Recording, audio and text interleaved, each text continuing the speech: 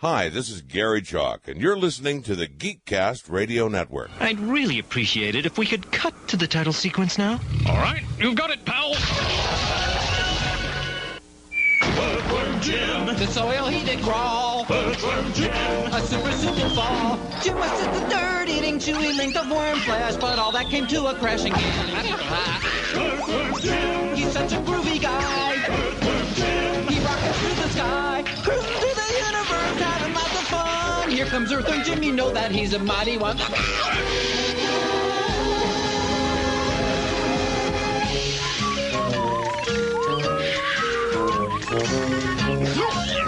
Despite his great big muscles and his really big ray gun, Jim is still an earthworm, but then he's the only one with a super suit to make him really super strong. Jim can be a winner if we only sing along. Earthworm Jim. We think he's mighty fine. Earthworm Jim. A hero for all time. Earthworm Jim. Hooray for Groovy! Hello and welcome to episode 68 of Pixels in the Animation. I am, of course, Steve and Mike. Joining me is TV's Mr. Neil. Groovy. Groovy, that's right. This is our final Earthworm Jim episode. We're going to talk about all of Season 2, all in one go. For those that may have skipped the Season 1 episodes, just to remind you, Dan Castellaneta, Jeff Bennett, Charlie Adler, Jim Cummings, Edward Hibbard, John Cassier, Andrea Martin, Kath Soucy make up the principal cast of the show. And I joked in episode 66 and 67, like, it's Homer Simpson as an earthworm. Okay then. I was really hoping for a doe, but I'm pretty sure Fox has that lined up too well. I really wanted. Huh? Dan's too much of a champ to do that. He's got way too much talent. He's like, I don't have to go back to that. Well, I've got other things I can do. But he does use the crusty voice in a few episodes. Does he? Oh yeah, that's Evil Jim. Well, that's Evil Jim. Yeah. Who also sounds like Megavolt. Yeah. Because he was Megavolt, wasn't he? Yep. Yes, he was. Yeah. Yep. All right, Season 2, it's comprised of 10 episodes. We've got probably my favorite episode of the series, because by the end of Season 1, I'm like, okay, somebody please tell me why the hell Peter Puppy hulks out. First episode of Season 2, The Origins of Peter Puppy. Mm-hmm. And this, we find out that why Peter transforms, and it's because Evil the Cat put evil spirits inside Peter. So Peter is the Mumra of this series? God. I know I'm stretching there, folks. That character doing the ancient spirits of evil chant. That would be awesome. Almost funnier than Snarf doing it. Wait, did Snarf do it? There is. I've seen like half the episode, and I'm like, what the hell is this? Okay. Snarf somehow does ancient spirits of evil and becomes Mum Snarf. I swear to God, this is an episode. I've seen it. It is the trippiest thing I've ever seen. I'm like, when did this happen? Yeah, I have plans to go back through all of the classic Thundercats episodes, so I'll have to look out for that, because, oh my God. Wow. Now, what did you think of Origins of Peter Puppy?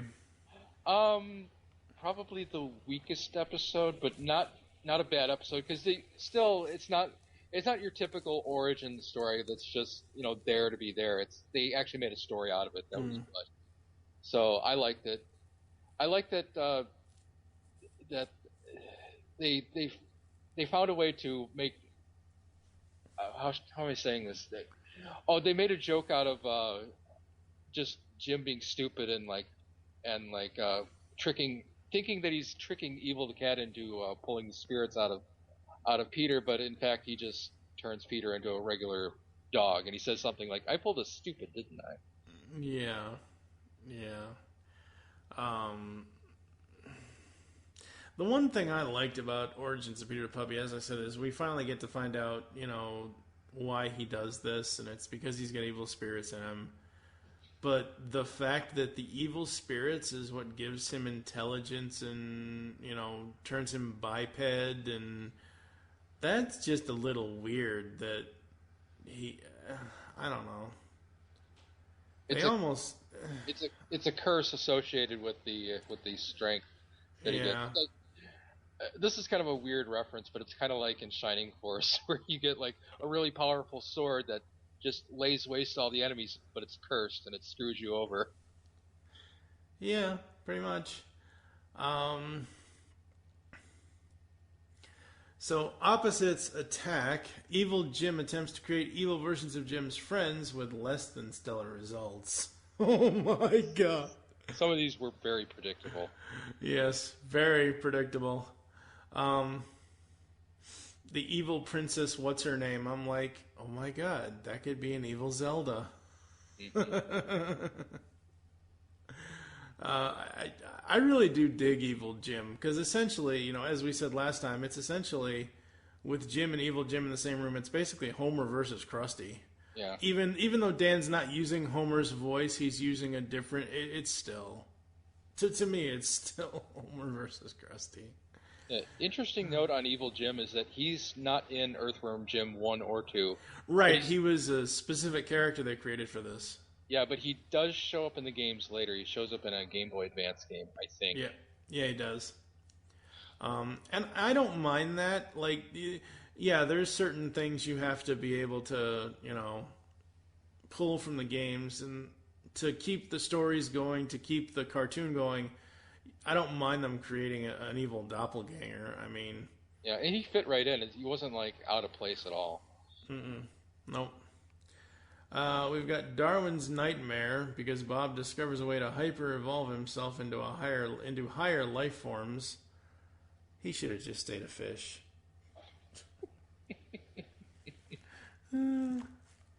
Somebody go get the tartar sauce.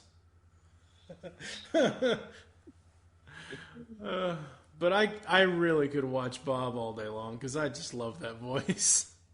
It's such a great voice. It is such a great voice. Oh my god. Like Jimmy Swaggart or whoever that's supposed to be. The Exile of Lucy, where Psy-Crow and Professor Monkey for a head overthrow Queen Slug for a butt, but they quickly prove to be even worse rulers than her. Oh my god, I didn't even catch the pun in the title of the episode until just now.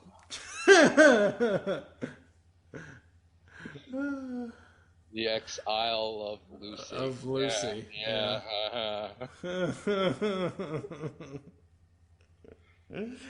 Actually, I think this is the episode where they did the Lucy and Ethel thing. Lucy and Ethel, yeah.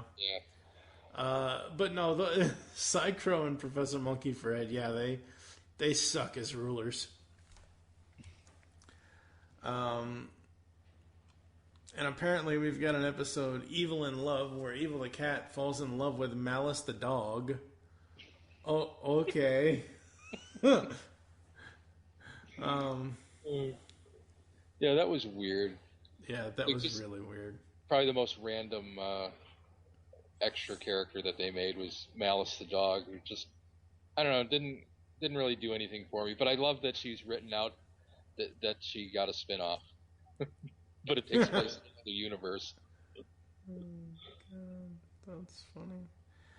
And then the final 4 episodes before the last episode of season 2, we've got, well, 3 of the 4. First up, we got Hyper Psy-Crow is the 6th episode. Psy-Crow overdoses on coffee and becomes hyper-powered.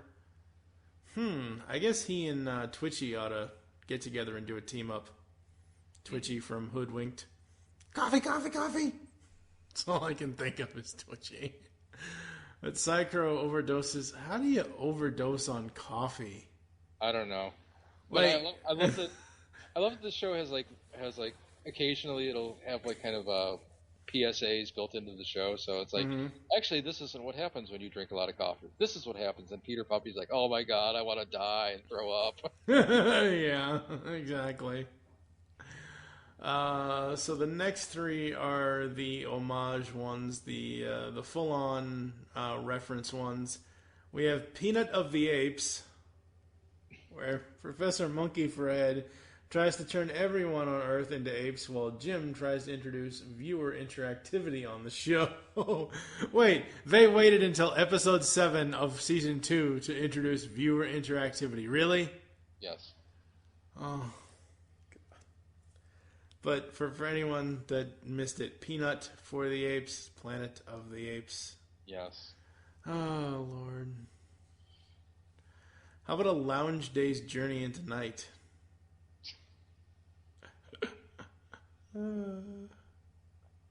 Where Jim and Peter switch roles as hero and sidekick, while Evil the Cat tries to destroy the universe by making a pair of dime store lounge singers sing a cursed song. What does this have to do with Journey to the Center of the Earth? I don't know. Or did I miss that reference? I don't know. That was one weird episode. Yeah, and I think that was Billy West doing one of the lounge singers. Mm-hmm. Yeah. Probably. Yeah, it sounded like him. Yep. Penultimate episode, Wizard of Ooze. Oh, like that's not, obvious. Yeah, it's exactly what you think it is. Yeah, huh? Throw a few turtles in there and we got soup. Wow. Okay. So in that episode, Jim and Peter are transported to an alternate dimension. What I love about this episode, at first I thought there was something wrong with the video, and then I realized, oh wait, it's a Wizard of Oz reference, and because it starts out black and white, and right. I'm like, wait, did something happen? And then I realized, oh right.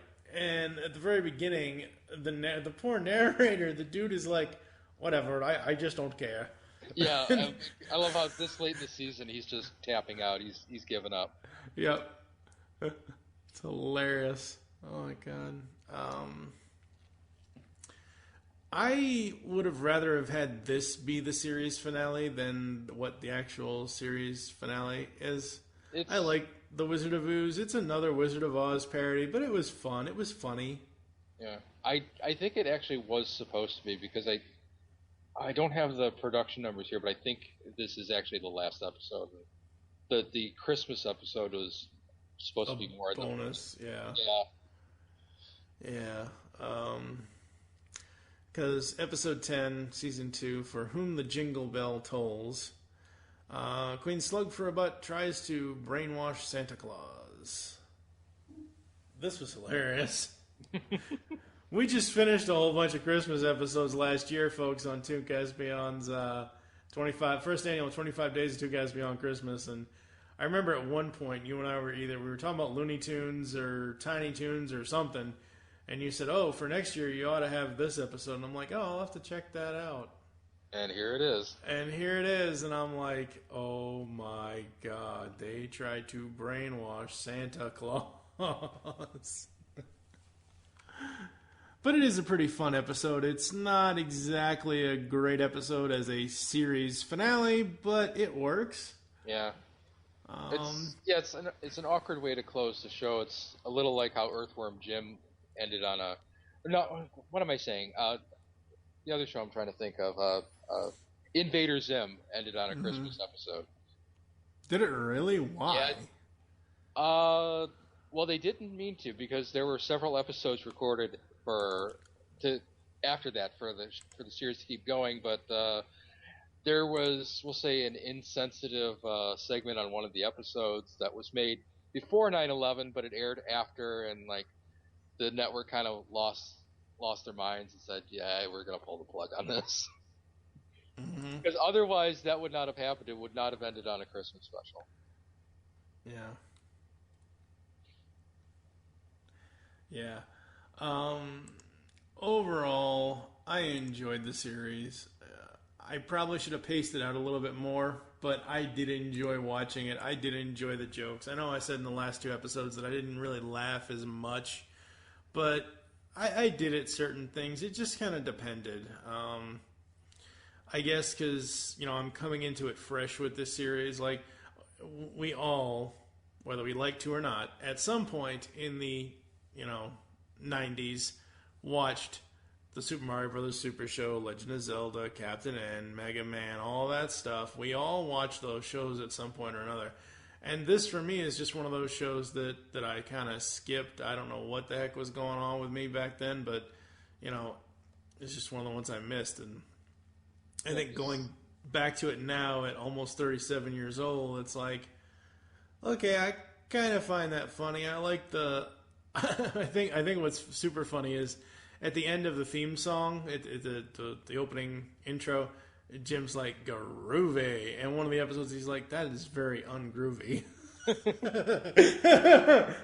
Yeah, this show, it doesn't even feel like a cartoon based on a video game. It just feels like a regular cartoon. And that's to its strength. I mean, I don't really like cartoons that try to make stories out of game mechanics. It's like very awkward and weird. Like all the weird episodes that they tried to make in the Super Mario Super Show based out of like one aspect of the game, and it's just feels shoehorned in. This they just wrote whatever the hell they wanted, and there were a lot of metatextual jokes too. Like there's one, I don't remember what episode it was in, but it was a commentary on like animation budgets and the characters were about to get into a huge fight, and then they cut away to a newsreel, and it's something like this just in, animation budgets skyrocket, and animators look for ways to cheap around complex fight scenes, and then it cuts back to Jim. He's like, wow, that was sure a tough battle. Yeah.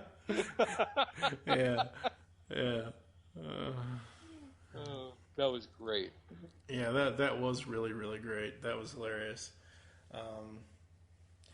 So yeah, that's Earthworm Jim. It's a fun little series. It's probably not a series I'll go back to all that often, but I like I said, I did enjoy watching it. Season 2 on a whole, I'd probably give a 4. There were a couple episodes that were just a little too weird to be funny for me, but for the most part, I really enjoyed it. What about you? I'll give it a 4.5. I mean, I don't think I ever really stopped laughing, or at least I never stopped smiling at this weird show, because it's like the sun came out. I mean, we watched Dark before this, and Darkstalkers was terrible, and then this shows up, and it's like, yes. Oh, yeah, exactly. It's like watching an eternity of Dora the Explorer, and then somebody gets up and turns on SpongeBob, and you're like, thank you. Yeah, absolutely. All right, folks, coming up next Thursday, we've got episode 69, which has nothing to do with strippers or spies or Pamela Anderson or anything like that, or Kid Rock. It has to do with video game cartoon pilot episodes. So, Battletoads, Bubsy. What else are we covering in that episode? There's a Mortal Kombat pilot, and I think there was a fourth one we were talking about. I'll see if I can find it. Yeah. Originally, that whole episode was going to be all about Battletoads, because I thought Battletoads actually was a full series at the time when I was making the schedule. Oh my God. Yeah, I know, right? And then a week after, next week, episode 70, I don't know. I know he said he wanted to join us for this, but I'm not sure if he will or not. Episode 70 is going to be our overall look at Donkey Kong Country. I know Neil is thrilled for that. It's just that I don't like 90s CGI, and I thought the games were ugly. I thought this was ugly. The only CGI in the 90s that looked good was Toy Story. What about Beast Wars? What? Oh, no. Did not like the look of Beast Wars at all. Oh, boy. So, yeah, we got episode 69 and 70 coming up, folks. And then after that, we juice with Sonic. Oh, my God. Or... For an eternity. An eternity of Sonic. Sonic will run from episode 71 to 94.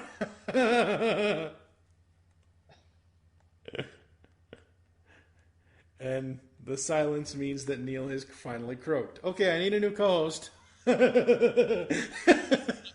You You just hear the drowning music from Sonic. Yeah, exactly. Drowning music from Sonic mixed in with Otacon. Snake, are you alive? That's one video game series that could have really done well with a cartoon is Metal Gear Solid. Oh my god. But it would need to be written very intelligently, like written as good as this one. Because the video games are just so fucked up. I mean, you cannot just you can't just do like a psyops or whatever you call it. Like you can't just do that kind of show and like not bring in the fucked up nature of the Metal Gear franchise. Because otherwise, you're just doing like Splinter Cell or something. Yeah, I think if Metal Gear ever got animated into a cartoon, it would probably be better as animated features. So you could do Metal Gear Solid, the original Solid game, and then you could do Solid 2 and go back in time to Solid 3, and then do Solid 4, which is Guns of the Patriots, and you could probably do them as direct to media release animated features. I don't know if we could get a whole episodic cartoon series out of that game, but I think that would have been really fun if we had animated features for Metal Gear Solid. That would have been cool. Because I know everybody's like, well, what about Metal Gear itself? The old games, the Nintendo games, that's where the fucked up stuff is. I mean, the whole continuity. Well, those games, the NES game is just kind of forgotten about because Metal Gear Solid is actually kind of a reboot, kind of a remake. Yeah. And it's a remake of the MSX version because in the NES version, they had to cut a lot of stuff. Like, you don't even fight Metal Gear in the game. How is Metal Gear not in a Metal Gear game? It's like you go in there and you blow up a computer, and that's the end. Well, not in Solid. They have Metal Gear in Solid. Well, I'm talking about the NES game. The NES game. The NES game. Yeah. So I get what you're saying. Solid is a reboot of that. Yeah. Right. Solid and Solid 2 are pretty much the only ones I've ever played. I've always wanted to play 4. I tried playing 3. 3 was the game mechanics for 3 were weird. But anyway, keep on helping us with the pixels and the animation, folks, and we will catch you next week for video game pilot episodes. Keep that toad away from me.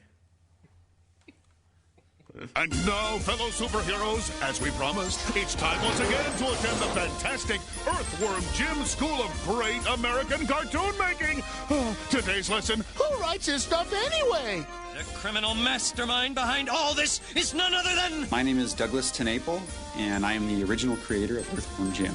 I went to my wife and said, I've got my next character. It's going to be an earthworm in a cybernetic suit.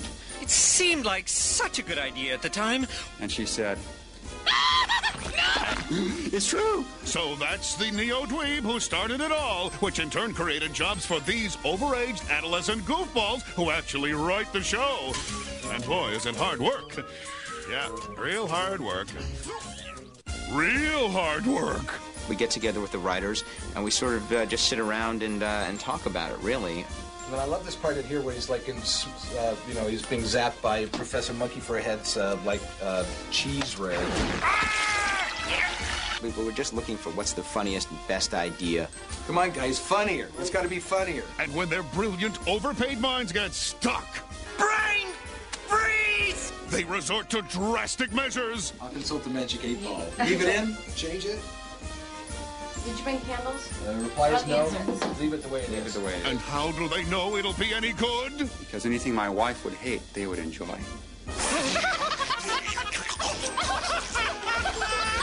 You call that writing? Come on. He even spelled ARF wrong. Whatever works. And now, just to see if you've been paying attention, here's a trivia question. If you get the answer right, you could win $10 bazillion. Okay, what disgusting, revolting, talking toy does Peter Puppy play with after visiting the enchanted snail petting zoo? The unbelievable and totally preposterous answer coming up right after Trout! And now, as we promised, here's the answer to our Earthworm Jim trivia question. What disgusting, revolting toy does Peter Puppy play with after visiting the enchanted snail petting zoo? A Gabby Scabby doll. And dig my Gabby Scabby doll. It's so obvious! Right. So if you know the answer, there could be a check for $10 bazillion making its way to your house right now. Too bad. So go fish. But in the meantime, remember, you can learn more super cool, rad, bafonito stuff about the making of Earthworm Jim with every episode you buy. Because each cassette contains important government nuclear data about the design, the drawing, and even the second-rate actors who play the parts in this superhuman colossal cartoon. In all my years, Peter, never have I beheld such glory. Collect them all and become the most brilliant, knowledgeable person you know about the fantastic adventures of Earthworm Jim! I'm all choked up. It's action. It's drama. It's comedy. It's Decian, the superhero webcomic. Decian's got superhero antics and sexy girls. Read it now at Decian.com. DASIEN.com. Reunited with the punchy-punchy hippo. Life is good. Only one thing could spoil my mood now. What's that, Jim? Oh.